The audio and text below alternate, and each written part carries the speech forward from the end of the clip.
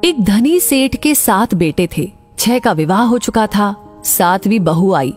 वो सत्संगी माँ बाप की बेटी थी। बचपन से ही सत्संग में जाने से सत्संग बस गया था जीवन में। ससुराल में घर का सारा काम तो नौकर चाकर करते हैं। जेठानियां केवल खाना बनाती है, उसमें भी खटपट होती रहती है।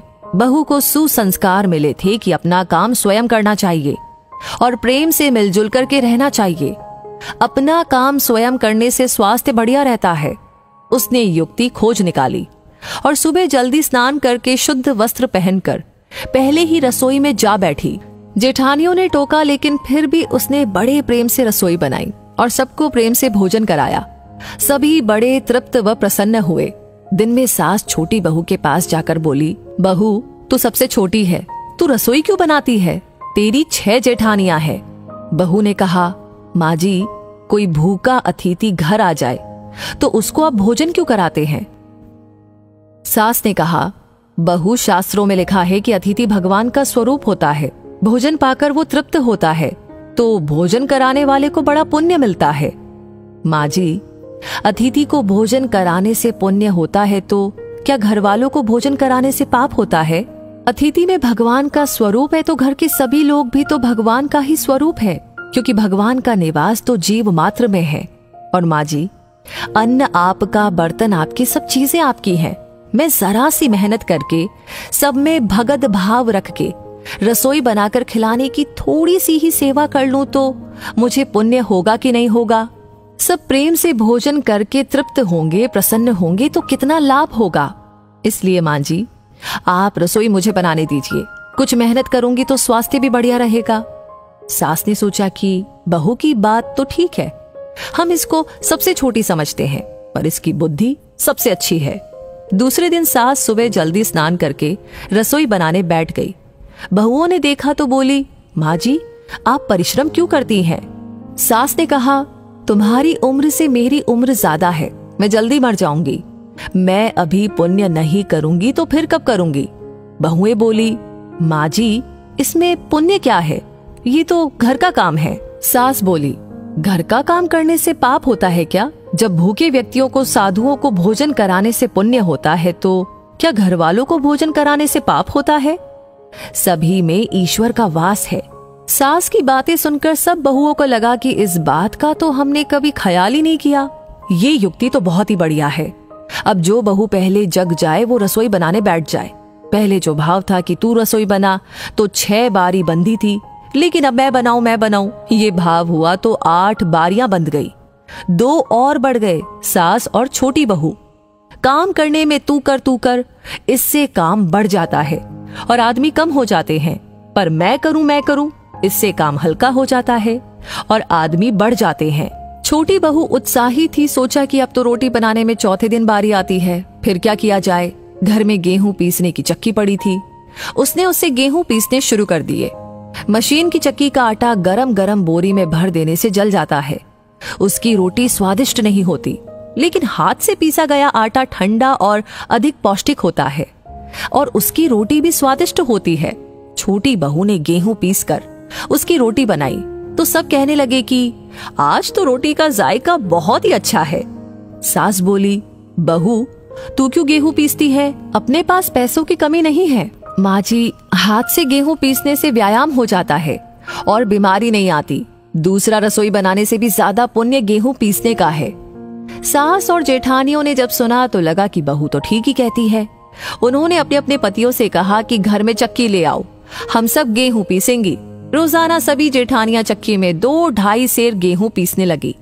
अब छोटी बहू ने देखा कि घर में जूठे बर्तन मांजने के लिए नौकरानी आती है। अपने जूठे बर्तन हमें स्वयं साफ करने चाहिए, क्योंकि सब में ईश्वर है तो कोई दूसरा हमारा जूठा क्यों साफ करे।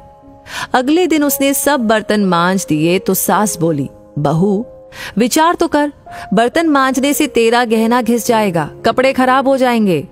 माँ जी, काम जितना छोटा उतना ही उसका महात्म्य ज्यादा। पांडवों के यज्ञ में भगवान श्री कृष्ण ने जूठी पत्तले उठाने का काम किया था। दूसरे दिन सास बर्तन मांजने बैठ गई। उसको देखकर के सब बहुओं ने बर्तन मांजने शुरू कर दिए। घर में झाड़ू लगाने नौकर आता था। अब छोटी बहू ने सुबह जल्दी उठ करके झाड़ू लगा दी। सास ने पूछा, बहू, झाड़ू तूने लगाई है? माँ जी, आप मत पूछिए, आपको बोलती हूँ तो मेरे हाथ से काम चला जाता है। झाड़ू लगाने का काम तो नौकर का है, तो तू क्यों लगाती है? माँ जी, रामायण में आता है कि वन में बड़े बड़े ऋषि मुनि रहते थे, लेकिन भगवान उनकी कुटिया में न जाकर के पहले शबरी की कुटिया में गए, क्योंकि शबरी रोज चुपके से झाड़ू लगाती थी, पंपा सरोवर का रास्ता साफ करती थी कि कहीं आते जाते ऋषि मुनियों के पैरों में कंकड़ न चुभ जाए। सास ने देखा कि ये छोटी बहू तो सबको लूट लेगी, क्योंकि ये सबका पुण्य अकेले ही ले लेती है। अब सास और सब बहुओं ने मिलकर के झाड़ू लगाना शुरू कर दिया। जिस घर में आपस में प्रेम होता है वहां लक्ष्मी बढ़ती है, और जहां कलह होता है वहां निर्धनता आती है। सेठ का तो धन दिनों दिन बढ़ने लगा। उसने घर की सब स्त्रियों के लिए गहने और कपड़े बनवा दिए। अब छोटी बहू ससुर से मिले गहने लेकर बड़ी जेठानी के पास गई और बोली, आपके बच्चे हैं, उनका विवाह करोगी तो गहने बनवाने पड़ेंगे। मेरे तो अभी कोई बच्चा है नहीं, इसलिए इन गहनों को आप रख लीजिए। गहने जेठानी को देकर बहू ने कुछ पैसे और कपड़े नौकरों में बांट दिए। सास ने देखा तो बोली, बहू, ये तुम क्या करती हो? तेरे ससुर ने सबको गहने बनवा कर दिए हैं और तूने वो जेठानी को दे दिए और पैसे कपड़े नौकरों में बांट दिए। माँ जी, मैं अकेले इतना इकट्ठा करके क्या करूंगी? अपनी वस्तु किसी जरूरतमंद के काम आए तो आत्मिक संतोष मिलता है, और दान करने का तो अमिट पुण्य होता ही है। सास को बहू की बात लग गई। वो सेठ के पास जाकर बोली कि मैं नौकरों में धोती साड़ी बांटूंगी और आसपास में जो गरीब परिवार रहते हैं उनके बच्चों की फीस मैं स्वयं भरूंगी। अपने पास कितना धन है, किसी के काम आए तो अच्छा ही है, न जाने कब मौत आ जाए और सब यहीं पर पड़ा रह जाए। जितना अपने हाथ से पुण्य कर्म हो जाए अच्छा है। सेठ बहुत प्रसन्न हुआ कि पहले नौकरों को कुछ देते थे तो लड़ पड़ती थी, पर अब कहती है कि मैं खुद ही दूंगी। सास दूसरों को वस्तुएं देने लगी तो ये देख कर के दूसरी बहुएं भी देने लगी। नौकर भी खुश होकर के मन लगा कर के काम करने लगे और आस पड़ोस में भी खुशहाली छा गई। श्रेष्ठ मनुष्य जो जो आचरण करता है दूसरे मनुष्य वैसा वैसा ही करते हैं। वो जो कुछ प्रमाण कर देता है दूसरे मनुष्य उसी के अनुसार आचरण करते हैं।